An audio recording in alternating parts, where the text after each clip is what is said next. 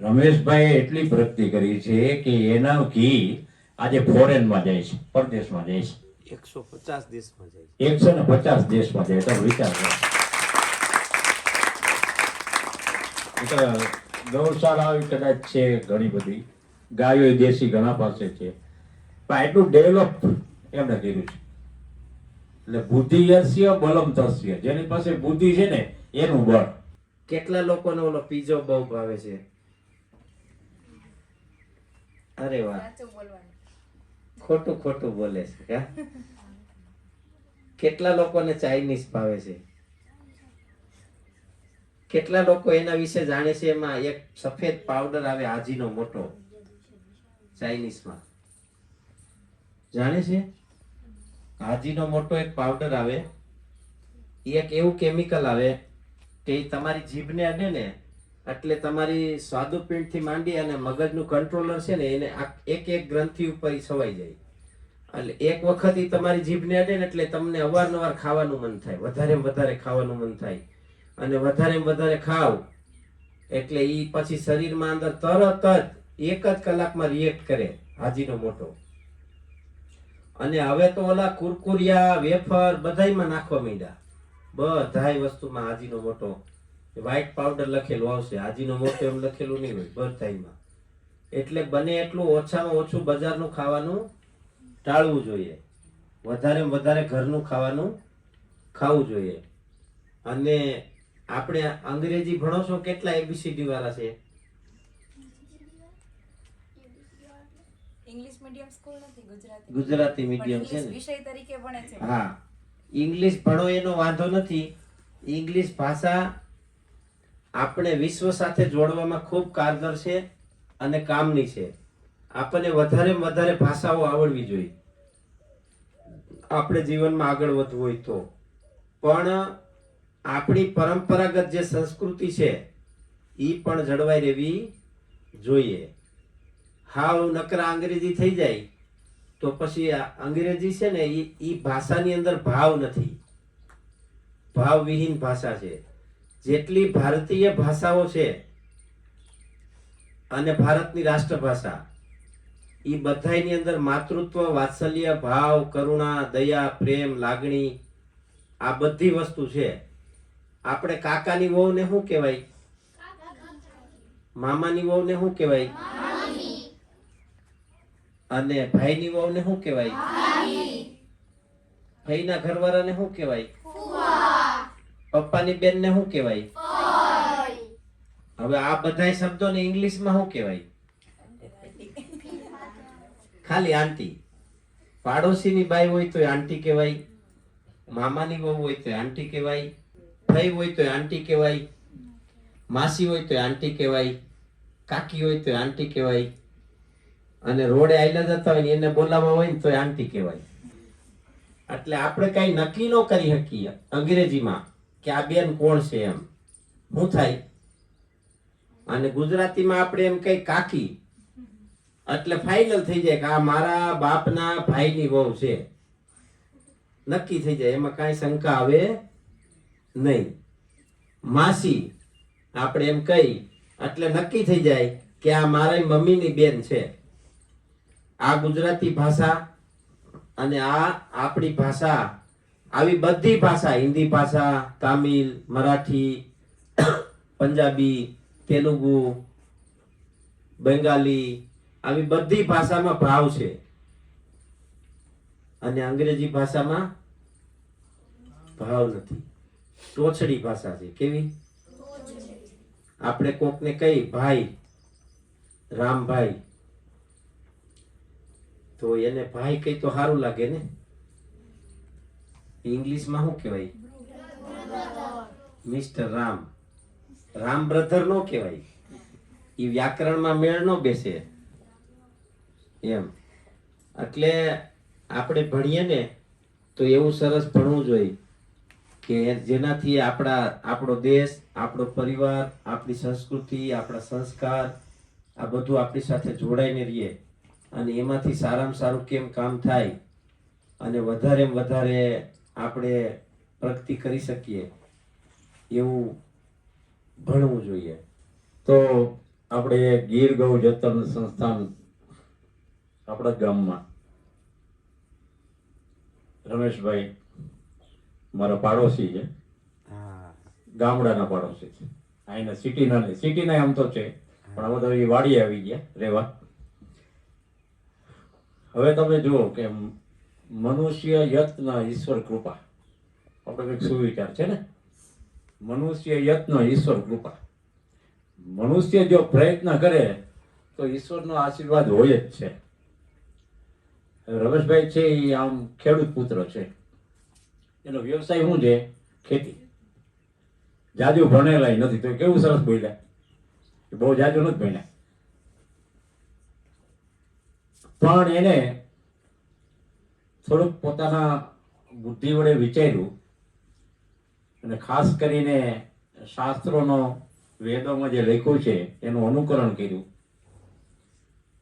અને આપણે અત્યારે જે ખેતી તરફ આપણે આગળ વધ્યા છે, કારણ કે હવે તમે જુઓ કે હમણાં જ રમેશભાઈ વાત કરી કે એટેક મીંડા આવવા નાની નાની ઉંમરના ને ડાયાબિટીસ. પેલા આપણા વડીલોને જુઓ તમે 80-90 વર્ષ, મારા મમ્મી રમેશભાઈ 95 વર્ષની ઉંમર છે આજે હરીફરી આગળ પોતે પોતાનું કામ જાતે કરે છે. હવે આ લોકો એ શુદ્ધ અને સાત્વિક ખાતા. હું તમને રોજ પ્રાર્થનામાં ક્લાસમાં કહું છું કે બેટા તમે પીઝા ને આન એ બધું બંધ કરી દો, ચાઇનીઝ ને. કીધું ને રમેશભાઈ. હવે જો એને એક ગાય કેટલી વસ્તુ આપે છે. એક તો આપણી માતા છે, એટલે આપણે એના દર્શન કરીએ સવારમાં એટલે આપણું જીવન ધન્ય બની જાય. બીજું એનું ગૌમૂત્ર, તમને ખબર છે ને, આપણા વડીલો છે ને ગૌમૂત્રની ચરણામૃત લે છે, ખબર છે ને, એનું ગૌમૂત્ર. પછી એ દૂધ આપે, દૂધમાંથી બનતી પ્રોડક્ટ. રમેશભાઈ એટલી પ્રગતિ કરી છે કે એના ઘી આજે ફોરેનમાં જાય છે, પરદેશમાં જાય છે. 150 દેશમાં જાય, 150 દેશમાં જાય. તો વિચાર કરો. ગૌશાળા કદાચ છે ઘણી બધી, ગાયો દેશી ઘણા પાસે છે, પણ એટલું ડેવલપ એમને કર્યું છે. એટલે બુદ્ધિ યસ્ય બલમ તસ્ય. જેની પાસે બુદ્ધિ છે ને એનું બળ. શરીર હોય મજબૂત એટલે બળવાન છે, એ તાકાતની કાંઈ જરૂર નથી. બુદ્ધિ જેની બળવાન છે. રમેશભાઈ બુદ્ધિથી વિચાર્યું કે આપણે આવું કરીએ. અને બીજું આપણા રાજ્યપાલ છે આચાર્ય દેવવ્રતજી, એ કાયમ ખેડૂતોના, ખેતીના અને આ ગાયોના સેમિનાર લે ને રોજ. મને લાગે આપણે અહીંયા આવી ગયા છે. હા, એ રોજ સેમિનાર લે આવા. એક જ ઉદ્દેશ છે કે ગાય માતા છે એ આપણે કેટલું બધું આવે છે તો તમે એને ઓળખો, ગાય માતાનું જતન કરો ને એને ઓળખો. અને એની જે પ્રોડક્ટ છે દૂધ ને દહીં ને આ એ બધું આપણે રોજ આપણા જે રોજિંદા જીવનની અંદર એને અપનાવીએ. આમાંથી હું તમને પૂછું કે તમે સવારમાં કેટલા છોકરાઓ છે એ ઘી ને ગોળ ખાઈને આવો છો? બાકીના તો આપણે ખબર છે બ્રેડ હોય, ભાખરી અને ચા. ઘણા તો ચાય ખાઈ લે ભાખરી હારે. એ ખાણું નથી, ભાખરી ચાય ખાણું છે.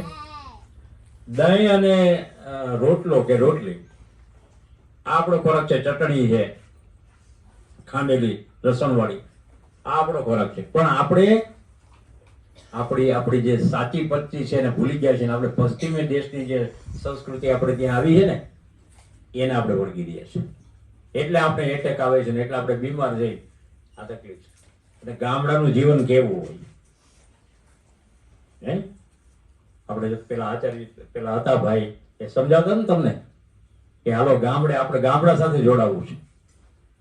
અને ગામડાનું એક રમેશભાઈ કદાચ ભણતા છે, હું ભણતો ત્યારે પેલું આવતું કાવ્ય કે પીની માટીની ગંધ આવે યાદ રે, હાલો વેરું ગામડે, હાલો વેરું ગામડે. વરસાદ આવે ને એ જેવો પડે ને જમીન ઉપર એમાં સુગંધ આવે. એ સુગંધ છે ને અલગ પ્રકારની હોય એટલે આપણે ખ્યાલ આવી જાય કે હવે વરસાદ આવવાનો છે. હે વલોણા કેવા આવતા, આપણી બહેનો છે એ છાસ ફેરતી હામામાં અને પ્રભાતિયા ગાતા, અને ગોવાળિયા છે પહોર જતા રમેશભાઈ વેલા 3 વાગે ગાયો અને ભેંસો લઈને 4 વાગે જતા ને 7 વાગે ને ત્યાં પછી ચારીને એને ધરવીને પછી ઘરે લઈ આવતા દોવા માટે. તો કેવી આપણું જીવન કેટલું હતું. આપણે તો બસ પશ્ચિમી સંસ્કૃતિને વળગી પડ્યા. ઈ જેમ હમણાં 31st આવે છે, હવે આપણી સંસ્કૃતિ નથી અને છતાંય આપણે એને વળગી રહ્યા છે. આપણે દિવાળી પડ્યો બરાબર છે, એની ઉજવણી કરવી જોઈએ, 31st ની નહીં. ખ્યાલ આવ્યો? એટલે આ બધું શીખવાનું છે. તમે આવી મુલાકાત લ્યો, ક્યાંક આવી જગ્યાએ જાઓ તો રમેશભાઈનો આપણે આભારી છીએ કે આમ તો મારે તો પરિવાર જેવું છે એટલે કઈ બહુ પેલું નહીં, પણ એને આપણે અનુમતિ આપી કે ભાઈ આવો બાળકોને લઈને. હજી આપણે આવવાના જ છીએ. જેમ જેમ એક વર્ગને લાવ્યા છે, અમે એક ધોરણ લાવીશું.